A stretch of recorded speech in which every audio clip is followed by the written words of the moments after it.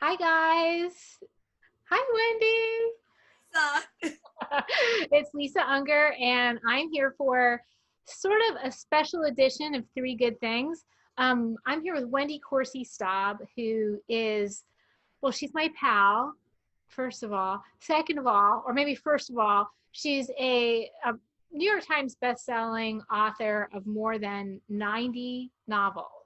How's that possible when you're just like 18 years old? I know I'm only 18. I I know. just scratch my head every day. Yeah, it's I'm so young. confusing. Yeah, it's just like she's We're- a prodigy. She's been writing since she was like 3. Anyway, so she is such an exceptional writer. And I am just finishing up The Butcher's Daughter, which is her most recent release. And um, it's the third in a trilogy, the Foundling trilogy. But I feel like, and we were just talking about this, that I feel like it also works as a really exciting standalone. So I feel like if you haven't experienced Wendy Corsi Staub, which I'm more than sure you have, this would be a great place to start because it's such a great book. And it kind of is a deep dive into all the things that, like some of the big themes that I often find myself exploring, like, Yes, what makes we us do. who we are and biology and genetics. And it's just very smart and twisty. And I just am loving every page. And Wendy Corsi Staub, thanks for being here.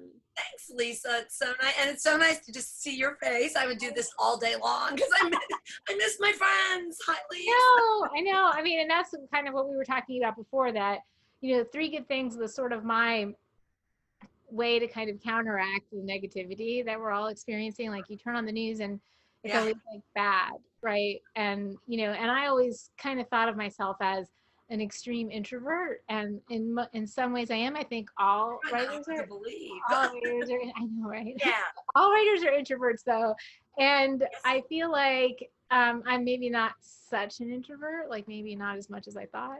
yeah, So I yeah. miss my friends. So that's the selfish part of Three Good Things, is that I can just hang out with my friends and we get to talk about things that are, sort of exciting and good and happy, and we can share our recommendations with our reader pals. And so that's part of this too.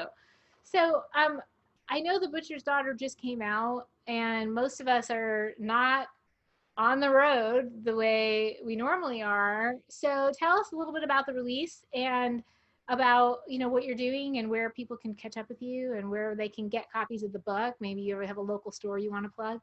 Yeah, I sure do. I have a couple. So, yeah, it's been challenging, as you know, because we do. I usually hit the road for the whole summer because my releases are often in the summer, and we have conferences that we Yeah, for sure. normally go to. So it's been such a strange time. I was thinking that I'm so used to having bookmarks to hand out to people and Yeah. popping into bookstores. So this summer, we're doing some virtual events. I've been doing a lot of fun chats with friends, some Facebook Live type things. But we're doing Murder by the Book on release night with Laura Griffin, who's another great author that I love. Exciting.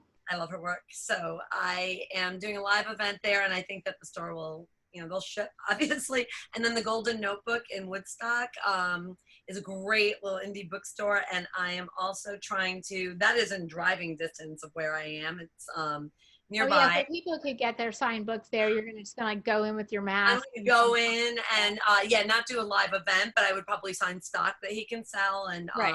and let my readers know. So that's the goal right now. We're trying to arrange that. Yeah, perfect. That sounds great. And I think in some ways just doing these videos and also being interviewed on other forums and stuff, I found that I feel like we're reaching maybe more people than we can do on the road, because I know I have people who have been following me and reading me for forever, as I'm sure you do. Yeah. And you only really get to a handful of cities. Yeah, exactly. And they're you always like, know "Oh, you missed my city," and I always feel like that some of those aren't my decisions, obviously. But I, right, I really. would love to see everybody. In this way, we can sort of reach people. Yeah, so in this new way, some people have reached out to me and said, I have never been to a book signing. I've never been able to attend a book signing. And now I can come because these events are virtual. And I think that that is a really special gift, or a Yes. silver lining of this moment. Yep. You know, we're getting to spend time with people that you may have, for a variety of reasons, not be able to get out of their house. Absolutely. And I think that you get to share just sort of a part of like your workspace, right? Like I was just Yeah. complimenting you on your Wonder Woman on the wall. And Yes, I wonder when. I think it's nice to sort of, you feel like you're inviting people into your home in a way where you're kind of like, this is how I am. This is who I really am. You get to Right. chat, right? You're Yeah. not on a stage with a microphone, like answering questions at an event or on a panel. So that's been really fun and kind of casual. Yeah. I like that about it. Yeah, I do too. I do too. And also, I mean, I know your kids are grown, but for me, you know, being out on the road every year, it can be difficult for, you know, moms with kids at home and stuff. And so it's nice that, you know, especially now during this insane time, and Ocean is, you know, starting high school in this really new way, not great way. And she, you know, like I'm happy to be able to be here Oh, to yeah. support her. Yeah. Yeah, I think that families, it's sort of changed family dynamics, and I don't know if I'll write about it. How about you at some point? But I feel like it has. I have grown sons living with me all of a sudden, and it's right. I'm sure it will, you know, and this is the other thing I was going to ask you about this.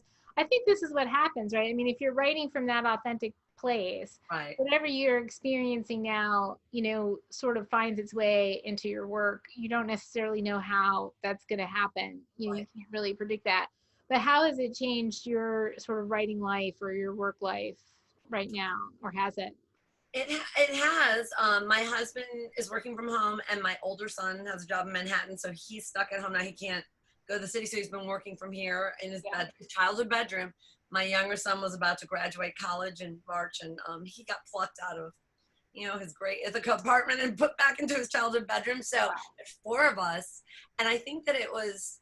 I mean, it seemed like it was going to be a peaceful time because we're stuck at home and there's not much to do and we're writers. Yeah. But to me, just being fraught with worry, like every time someone coughed, you would be like, oh, I'm worried about us. And it was that, but it was also only one person was allowed to be the food person for the household, and it was me. Right. Just local restrictions. So I was the one who could go to the store. Like all of a sudden, these three grown men in my house can't get food for themselves. So it was all, you know, it's like mom is the food person. It was awful, and I would come home crying too because we're in Westchester County. It's a hot spot right away. This was the first national lockdown was right here, so I feel like we were sort of in that before the rest of the world kind of got into that. And I would go out and try to tell my husband, like, I would just come home sobbing, like it's so different, it's so changed, it's like the world doesn't exist anymore, and he couldn't experience that because he wasn't allowed to do that. And you know, so that was so disruptive. Like I didn't want him touching our laundry because in case one of the kids, like, you know, you just think so. I was a laundry person. He would fold the clean one.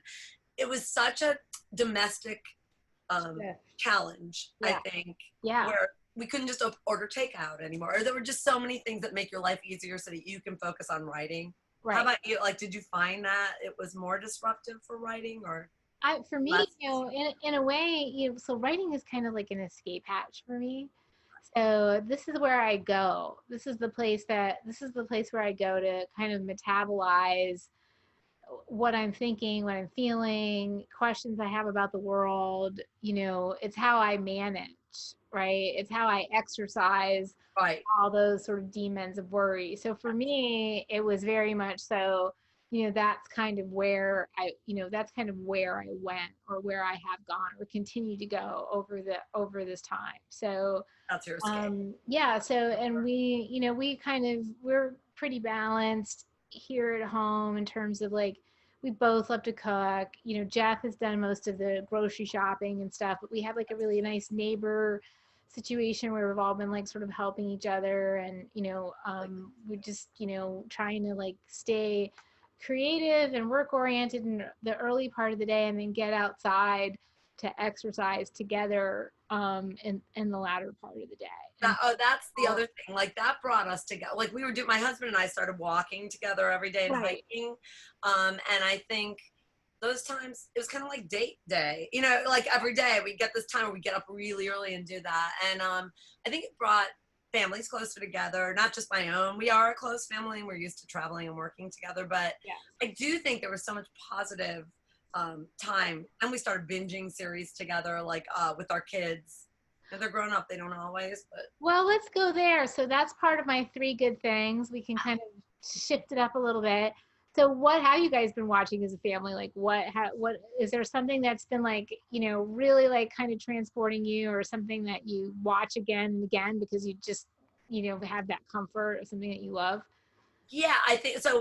Our DVR was full for a while, so we had to go through all of the series that we normally would watch. But I found that I didn't want anything really dark. I know, like everybody's been talking about Ozark, and I keep thinking I know I'm gonna love it, So but I'm great. not ready for Ozark right now. I just kind of want light. So Mark and I have long watched Chopped together when we eat dinner often. Like if it's the end of a long day, I've been writing all day. We sit down together and we watch Chopped on Food Network. We love that. Yeah. So our older son started kind of watching that with us sometimes, which was really fun. And then we just discovered New Girl. We never watched it as a show, and I love New Girl because it's just kind of wacky. It's kind of it's fun. I watch Real Housewives. Allison Galen, a fellow author friend of ours, and and Laura Lippman watches. I mean, a lot of us watch. Lou Burney as a secret fan. Like a lot of mystery authors love Real Housewives. But I'll watch like those things on the bedroom DVR while my husband. Finally, we have sports back, so they'll watch Yankees. But TV has always been my go-to escape. So yeah, I think that's the true Food for a Network. lot of us. Yeah, and Home Garden, like we love, Fixer Upper type shows, and we watch those all the time. We started a new one, a guy who does old houses. Like we like that kind of thing. Yeah. Well, we do too. We are always like we're kind of like, real estate, home design, Yes. cooking show, Travel. I like travel junkies, stuff. travel shows, or like, especially like shows that like are a union between travel and food, like Somebody Feed Watching Bourdain Phil. shows, these old ones. I love that. It's like Traveling and eating. Yeah, exactly. And right now that's kind of like porn, right? Because you can't eat out and you can't travel. So I know, you're like, oh my God, look at that. Anyway. Although sushi, like we were kind of at one point, because all the sushi places around here closed so quickly. I was like, I'm gonna learn how, if I have to catch fish and like get a knife and just, I'm gonna learn how to make sushi. But now we can get it again, because going without that for so long was that's our go-to comfort. I kind of like, or Chinese, like really good Chinese food. Or is that your like go-to comfort food? Yeah, sushi is my go-to, and it's our treat. Like if we, we're like, let's do sushi night, and with our son's home, it gets really expensive too. Yeah, right, exactly. They like it too. So it's like, oh God. But when we couldn't do that, you're sort of deprived. It's like, and I'm a good cook and I like to cook, but it's kind of like my repertoire is running thin. I'm sick of everything I make. And you can't escape to a restaurant. No, and you definitely do get into like kind of a rut, right? Like, you cook your same things over and over again, and then you're like, okay, sushi night or Thai or whatever, and then exactly. We're back to doing some carry out now, anyway. Yeah, we are too now. Yes. Yeah. So now we've done this already. We have what you're watching, what you're eating.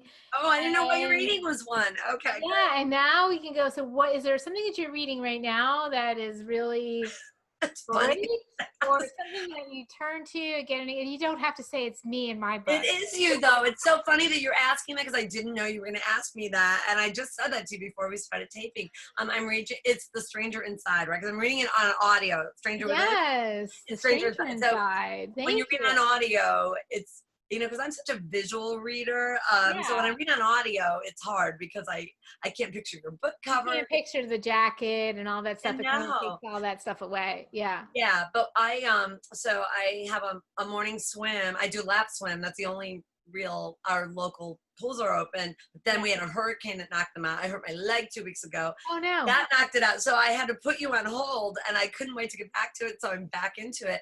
But every day you keep me reading for an hour, swimming for an hour, because I can't wait to see what happens next. And I love it. And I love that your theme in that book is sort of like a mom who's flawed.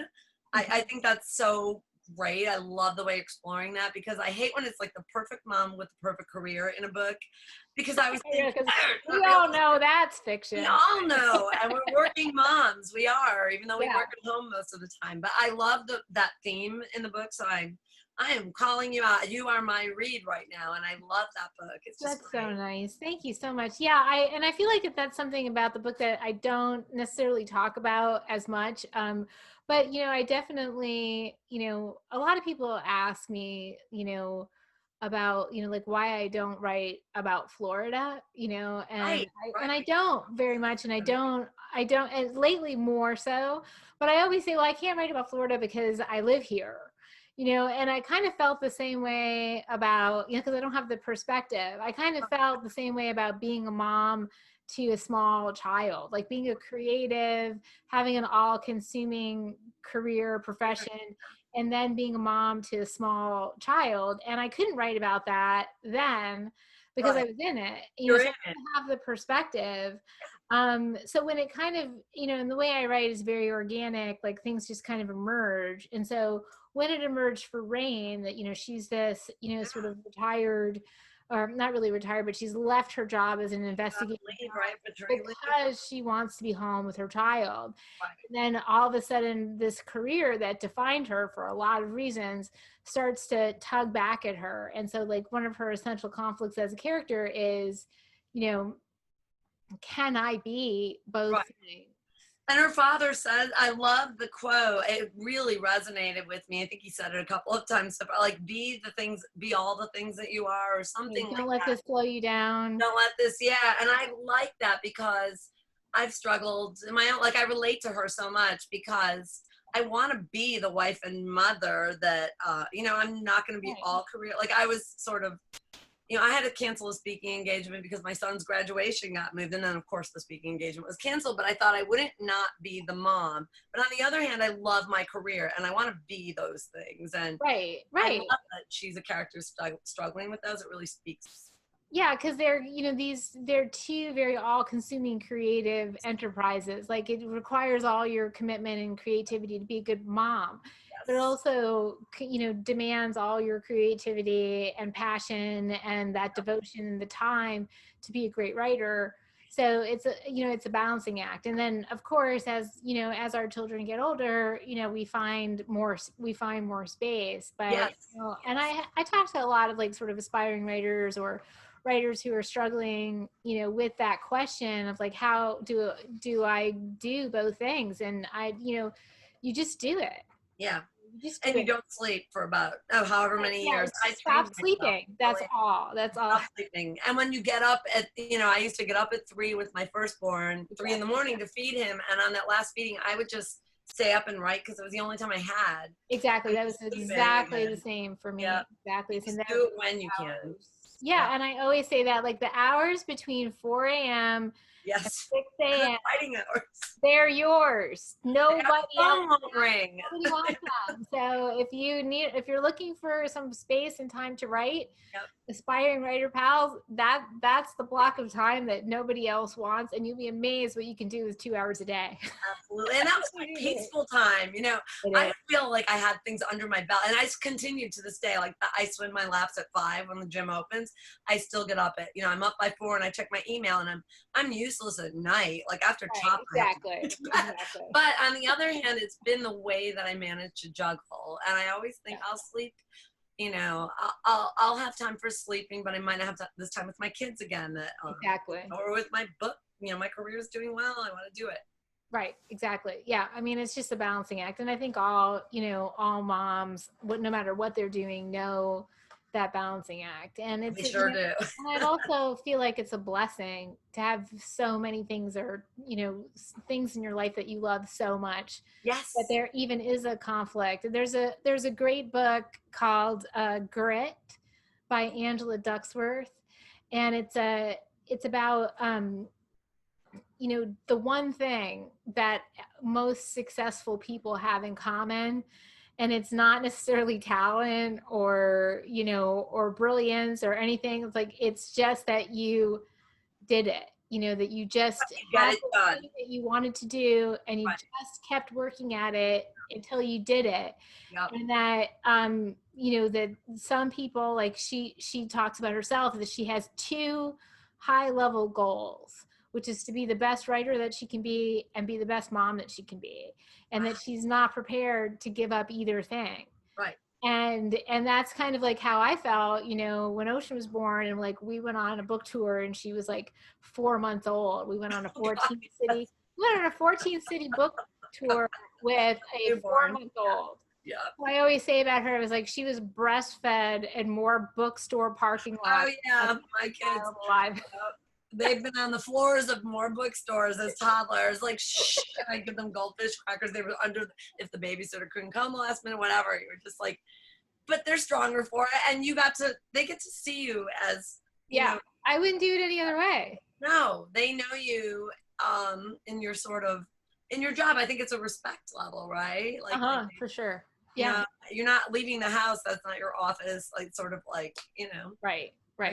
Exactly. And I remember, like, you know, Jeff, you know, he would be wheeling Ocean around the store while I'd be talking, and she'd be like screaming off in the background, and like all the moms were like, oh God.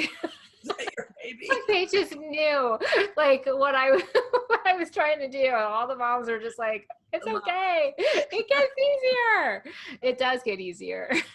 It does get easier. Harder. Screaming in the corner, but you know, you'll get like when my kids were in college or, you know, driving, then I'd be at a signing. I mean, I would think I was at a conference. I might have been BoucherCon or one of those, but my son, something happened at school and I got a text from my husband, like, he's okay, but, and I was on a panel and I saw it come up on my phone. I'm like, I'm sorry. I have to check, like something happened at home. I guess those things don't really go away, but they don't. you manage to juggle them and you're human. I never pretend to be, you know. And you've written, you know, not 19 books and had 2 children, even though you're only 18 years old. That's amazing. So it's amazing. Wow. Yeah. I'm sure I look 18. You do. I have to put my little camera up there because I can't stand looking at the circles under my eyes. You're dewy and fresh. I'm dewy. You are. So Wendy, The Butcher's Daughter, congratulations. Thank you. It's fantastic. You're fantastic. And so your website is it just wendycorsistaub.com? It's wendycorsistaub.com. It's Wendy with a Y. Yeah, because Wendy with a Y. Yeah, and Corsi with an I. With an I. And Staub. And just I'll put it in the comments. So when this airs on Facebook, when you know, hopefully you can tune into and we can just chit chat. Definitely. We'll put it in the comments so that everybody knows where to see you when you're on the road. Yes. Now and in the future when we're actually on the road. Virtually on the road. And it's amazing to chat with you. Thank you so much for sharing your 3 good things and your book and your time with us. I know everybody's going to love this interview. Thank you. This interview is this is 4 good things. So this is my 4th. Thank you. And even with our little glitch in the middle, maybe you guys won't even see it. Maybe we'll edit it out. We'll get so good at this that we're going to start editing it. Or maybe it'll just. Mom's on task. We're going to do it. Right. Thanks, Lisa. Thanks, Wendy. I'll talk to you soon. I want to see you soon. I know. Next time. Very soon. I'm down there. You're up here. We will. Perfect. Say hi to Jeff and Ocean. I will.